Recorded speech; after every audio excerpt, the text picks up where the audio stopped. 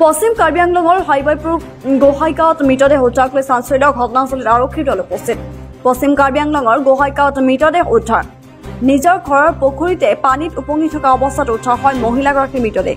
মৃত মহিলাগৰাকীৰ নাম সন্ধ্যা দেৱী বুলি জানিব পৰা গৈছে। বৰ্তমান ঘটনাস্থলীত আৰক্ষী উপস্থিত হয় মৃতদেহটো মৰণোত্তৰ পৰীক্ষাৰ বাবে প্ৰেৰণ কৰে।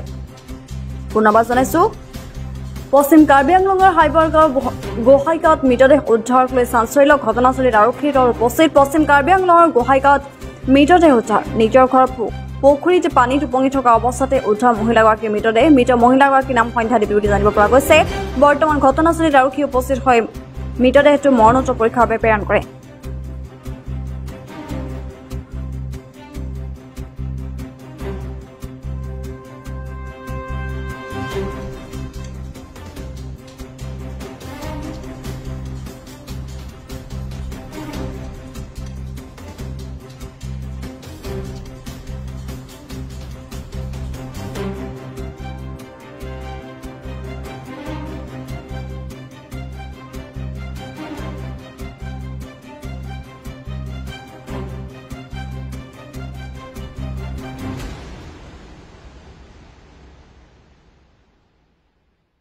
তইতো ইয়াতে থাক? হয়, মইতো এই বাৰিন্দাতে শুই আছো। আমি বাৰিন্দাতে আছো। আমিতো গোটেই দিন কাম কৰিছোঁ। কাম কৰি বজাৰ হাট কৰিছোঁ। মাইকীয়ে লৈ কণীও 5টা আনিছোঁ 5জনৰ কাৰণে। আমরা 6টাত মাসি একজন 6জন, ইয়া 5জন। আর ইয়া সবজি উবজি দীপালি বানাইছে। সবজি উবজি বানাই আমি ভাত খাওয়ার বসিছোঁ। এর মাঝে আহিছে ফৰিং আৰ এই যে কি কয় মতিৰ জামাই আহি পানী পৰি আছে না, আহি তাৰা অকণমান থিয় হৈছে ইয়াতে।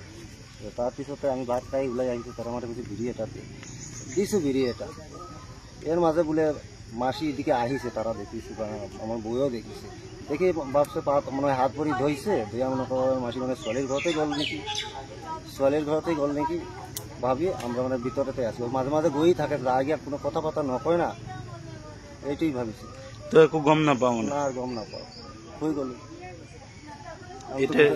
কেতিয়া দেখা পালি তই? 9টা ৰাতিপুৱা? ৰাতি না, দেখা পাইছো তো ৰাতিপুৱা 9টা বুলি কলি যে? ৰাতি 9টাতে আমি কি হ'ব দেখি। ৰাতি 9টাত দেখিছ? দেখিছিলো। তেতিয়া কিয় নকলি বেলেগ মানুহক? বেলেগ মানুহ সেই লাষ্ট দেখা নাই না, এটা আহা দেখিছো, কামত থাকি আহা। আহা দেখিছ? কামৰ পৰা আহাটো দেখিছো।